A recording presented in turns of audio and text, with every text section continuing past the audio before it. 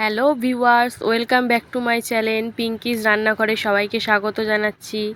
আজকে আবার হাজির হয়ে গেছি একটি নতুন রেসিপির সাথে। আজকের রেসিপি পেঁয়াজের ভর্তা। গরম ভাতের সাথে কিন্তু দুর্দান্ত লাগে। তো আজকের ভিডিওটা অবশ্যই প্রথম থেকে শেষ অবধি দেখবে, দেখে ভালো লাগলে অবশ্যই লাইক করবে, কমেন্ট করবে, সকলের সাথে শেয়ার করবে। আর এরকম নতুন নতুন রেসিপি পেতে হলে অবশ্যই আমার চ্যানেলটা সাবস্ক্রাইব করে নেবে। তো প্রথমে আমি পেঁয়াজ নিয়ে নিয়েছি, একদম আস্ত গোটা পেঁয়াজ, ছোট ছোট। তো এটাকে আমি দুদিকে মাথা আর পিছনটা ফেলে দিয়েছি। তো এটাকে এবারে রান্না করব। তার জন্য আমি এখানে একটা কড়াই বসিয়ে দিয়েছি, দিয়ে দিচ্ছি এতে পেঁয়াজগুলো। গ্যাসের ফ্লেমটা একদম লোতে রাখতে হবে, লোতে রেখে কিন্তু রান্নাটা করতে হবে। এরকম মাঝে মাঝে নাড়তে হবে, নেড়ে নেড়ে করতে হবে রান্নাটা, যতক্ষণ না পেঁয়াজটা একদম সিদ্ধর মতন হয়ে যাচ্ছে আর যতক্ষণ না পেঁয়াজের গাটা পুরো কালচে ভাব চলে আসবে ততক্ষণ এরকমভাবে নাড়তে হবে। তো এতে এবারে দিয়ে দিচ্ছি রসুন, মিনিমাম 15 কোয়া মতন এখানে রসুন দিয়েছি।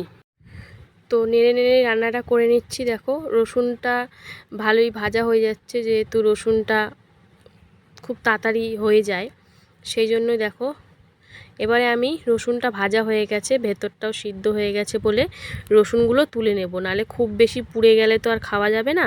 সেই জন্য রসুনটা তুলে নেব। পেঁয়াজটা আরও হবে, এখনও সময় লাগবে পেঁয়াজটা হতে, যেহেতু আস্ত গোটা পেঁয়াজ, তো একটু টাইম নিয়েই ভাজতে হবে। তাই জন্য রসুনগুলো তুলে নিলাম, নাহলে রসুনগুলো খুব পুড়ে যাবে।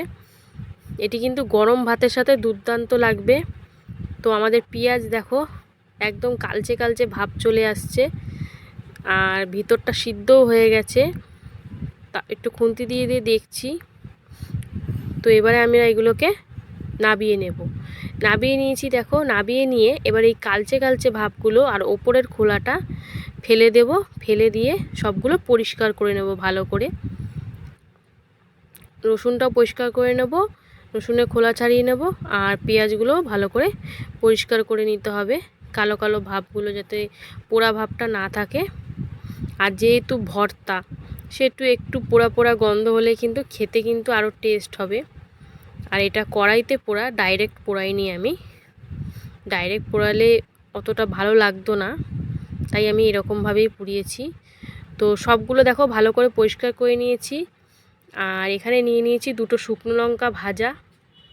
তো এবারে আমি এতে দিয়ে দিচ্ছি নুন। তো নুনের মধ্যে শুকনো লঙ্কাগুলোকে ভালো করে গুঁড়ো করে নেব।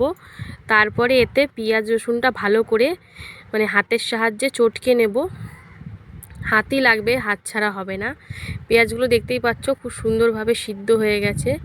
তো সব পেঁয়াজগুলোই একইভাবেই চটকে মেখে নেব, এই লঙ্কা নুনের সাথে রসুন আর পেঁয়াজ সবগুলোই। দেখো একটু হাতের জোর দিয়ে করতে হবে, সবগুলো সুন্দরভাবে চটকে নেব। তো সবগুলো সুন্দরভাবে চটকে নিয়েছি। দেখো এবারে আমি এতে দিয়ে দেব সর্ষের তেল, 4 চামচ মতন দিয়েছি। দিয়ে ভালো করে মিশিয়ে নিয়ে কিন্তু রেডি হয়ে যাবে আমাদের পেঁয়াজের ভর্তা। এটি কিন্তু গরম ভাতের সাথে দুর্দান্ত লাগবে। যদি কেউ কোনো দিন না খেয়ে থাকো তাহলে কিন্তু অবশ্যই খেয়ে দেখতে পারো, খুব ভালো লাগবে। আশা করছি আজকের ভিডিওটা খুব ভালো লেগেছে। গরম ভাতের সাথে কিন্তু দুর্দান্ত একদম জমে যাবে। তোমরা অবশ্যই কিন্তু একবার ট্রাই করে দেখবে, না ট্রাই করলে কিন্তু বুঝতে পারবে না এর মজাটা কী। তো আজকের ভিডিও যদি ভালো লাগে অবশ্যই লাইক করবে, কমেন্ট করবে, সকলের সাথে শেয়ার করবে।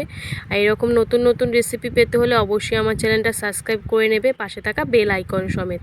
আজকের মতন টাটা, আবার চলে আসবো অন্য কোনো দিন অন্য একটি নতুন রেসিপির সাথে। সবাই সুস্থ থেকো, ভালো থেকো।